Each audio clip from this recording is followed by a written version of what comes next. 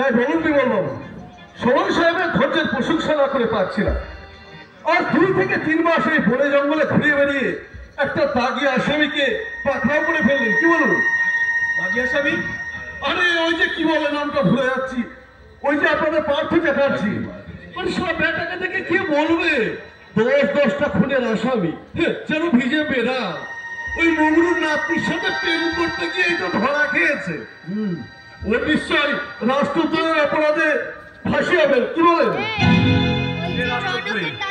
আরে ওই তথাকথিত দেশপ্রেমিক ডাকাত গুলো। ওরা তথাকথিত নয়, সত্যি ওরা দেশপ্রেমিক।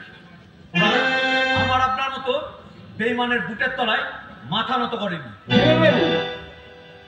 বলতে পারেন মিস্টার গুপ্ত, কিসের মোহে এই সমস্ত সোনার টুকরো ছেলেগুলো ঝাঁপিয়ে পড়ে মৃত্যুর মুখে?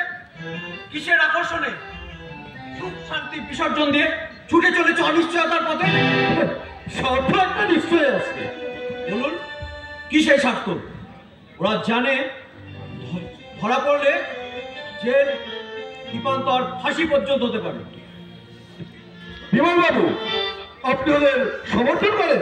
নিশ্চয়ই করি। বিমল বাবু, 40 কোটি ভারতবাসী আশা আকাঙ্ক্ষা পায়ের তলায় মারিয়ে দিয়েছে, কেড়ে নিয়েছে মানবিক অধিকার, তাদের অন্যের দেহ পুষ্টি করতেও এই স্বেচ্ছাচার মনে প্রাণে মেনে নিতে পারেনি, ভবিষ্যতেও পারবো না। বিমল বাবু,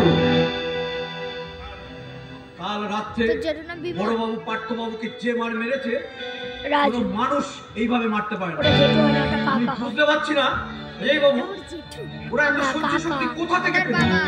এটা বাবা, এটা আপনি একটা পুলিশে বিপ্লবীদের সমর্থন করছেন?